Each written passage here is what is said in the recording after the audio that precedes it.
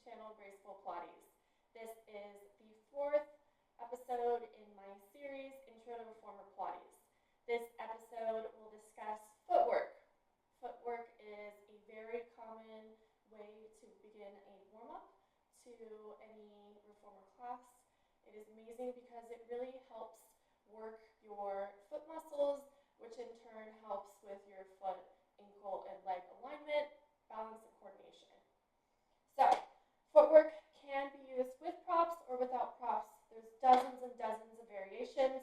I do have a few props here just to show different movements. However, again, don't need a prop. If you have more questions about props, my previous video number 3 discusses different kinds of Pilates props and how to use them. So, without further ado,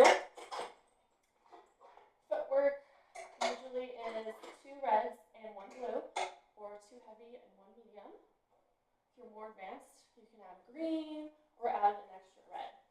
Okay, so laying down supine. So on your back, facing the foot bar, head between the headrest.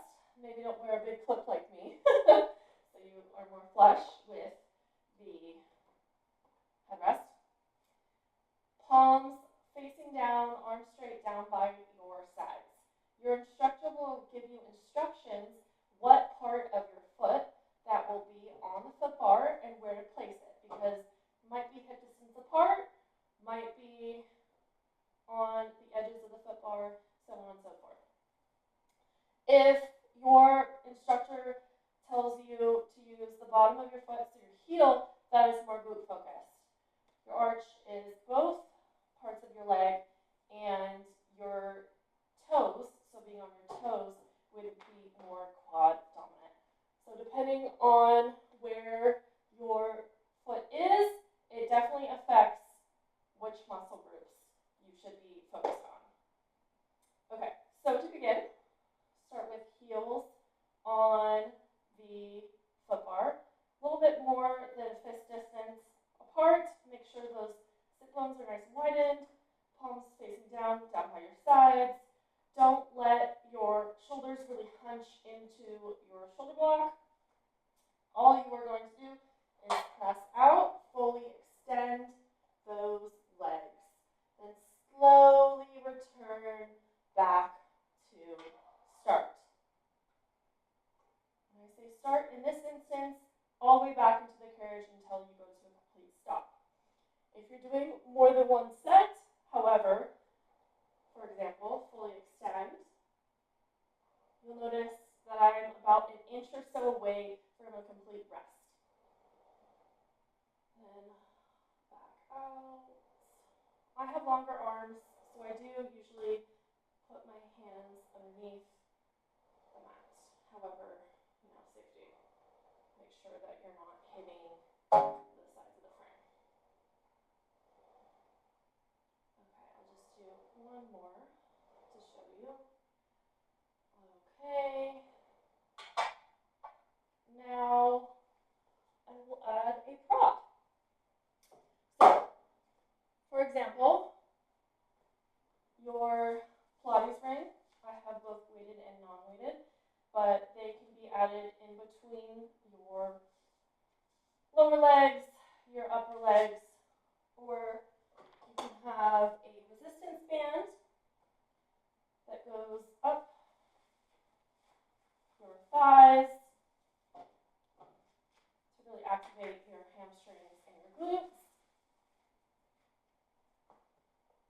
You could have a weighted medicine ball or non-weighted yoga ball, which could be in between ankles, in between the knees. This one more so would be to target if you're having any issues with your knees flaring.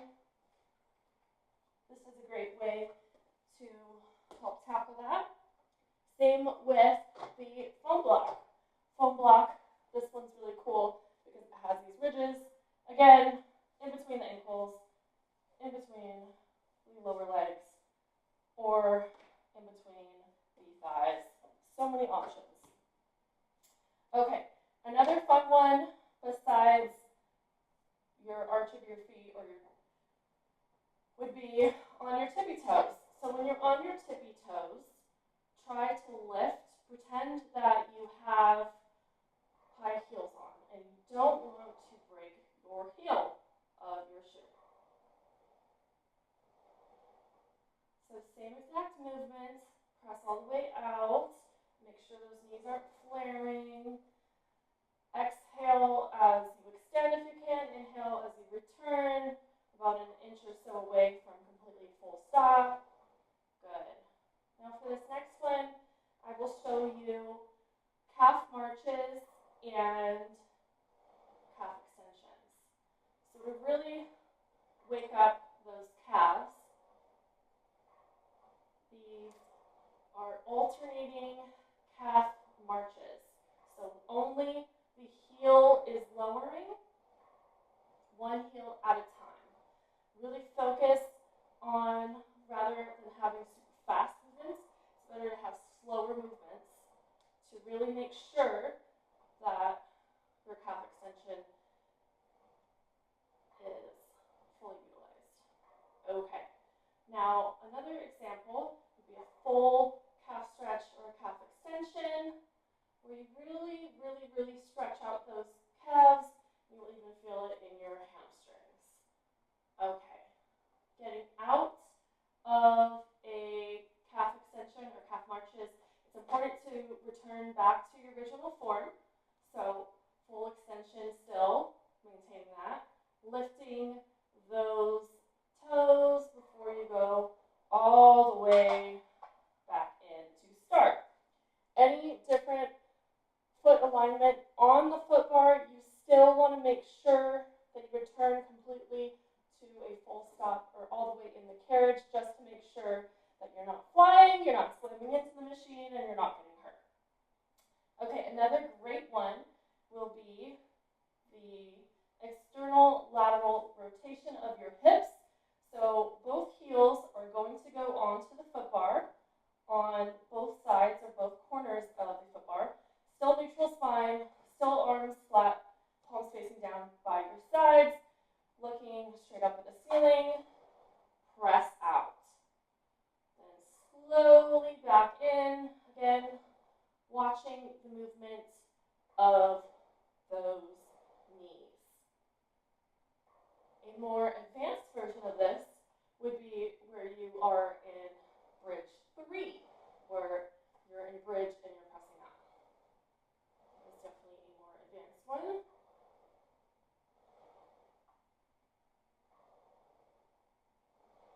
Good.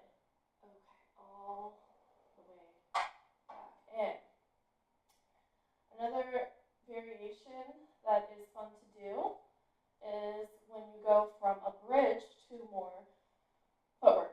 So, both heels on the foot bar, still hip distance a little bit more than a fist distance apart, widen those sit bones, neutral spine, go about 2 inches out, lift up, roll those hips up, really make sure that your chin is not tucked into your chest, really lift at those hips, and you can do one leg footwork. Lowering one leg at a time, maybe doing some toe taps. What you do to one side, do to the other side. Sometimes an instructor will tell you to keep your toes pointed, or sometimes they will tell you to flex and point, so on and so forth. Make sure that you don't let those hips go down. Good. Now back to start.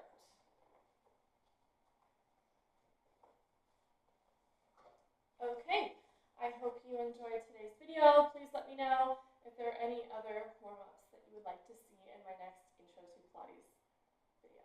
All right, bye.